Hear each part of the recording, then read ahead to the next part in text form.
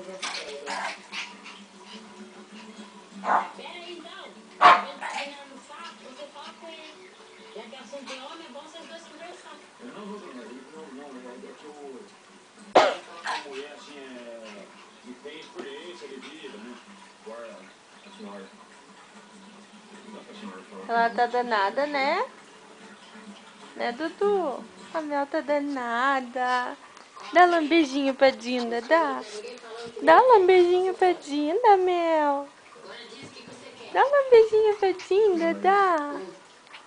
Ah, bebezinha. Ah, mas se é segredo, você pode ficar descansado, que eu sou um túmulo. Neguinho. Ai, gente, ela veio dar lambejinho.